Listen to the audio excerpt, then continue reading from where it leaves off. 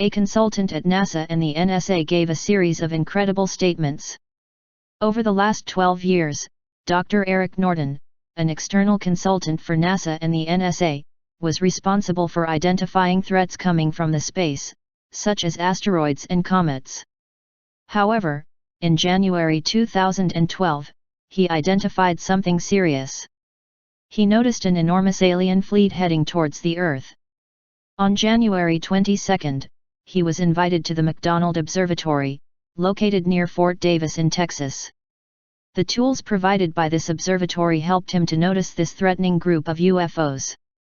I saw plenty of huge, three-dimensional space objects, flying in a straight line formation towards the Earth. It became clear that the UFOs were technologically highly developed, because after the 3-month observation, Norton noticed that they were moving fast, passing millions of kilometers in just a couple of months. The data collected using spectroscope indicated that these objects were made of materials that are several thousand times harder than anything ever developed on Earth. Logically, this theory triggered serious worries of the research team members. Additionally, infrared spectrum pictures showed that cosmic particles were deflected by some energy field similar to the Earth's magnetic field.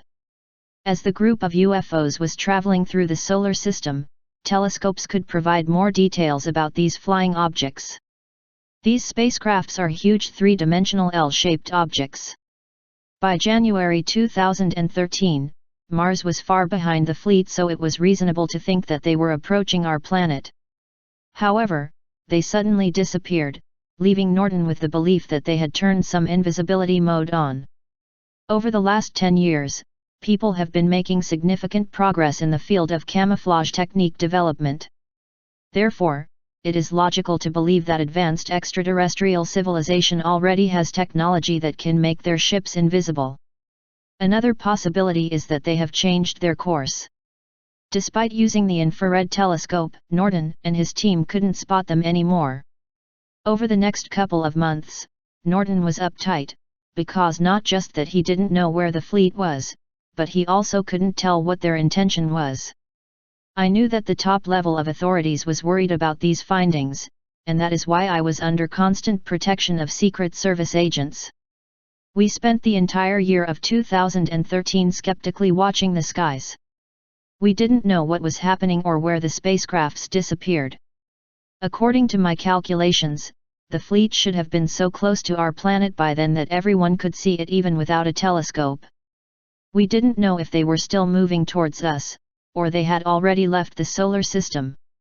Almost a year later, Norton heard from his former colleague that the fleet had shown up again and it landed on the Moon, which was written in an internal report provided by Norton's colleague. Luckily, the Lunar Reconnaissance Orbital Camera photographed the object and the images ended up on Google Moon by accident. These images testify about unidentified object which has landed in a crater the size of Chicago. This means that calling it huge is not even close to an accurate description.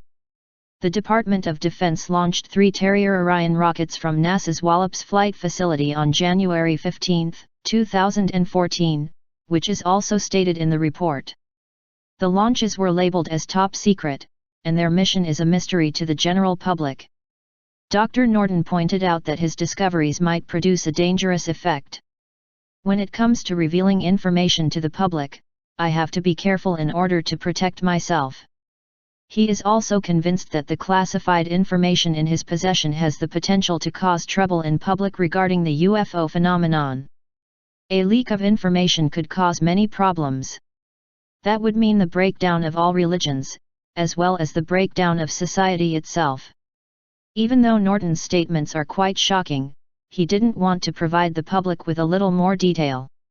Yet, it is understandable why, taking into consideration the level of secrecy that accompanies these reports. However, he is right when he says that the government would do anything to cover up the extraterrestrial intervention of this size. It looks like we will have our answers once the fleet lands on Earth.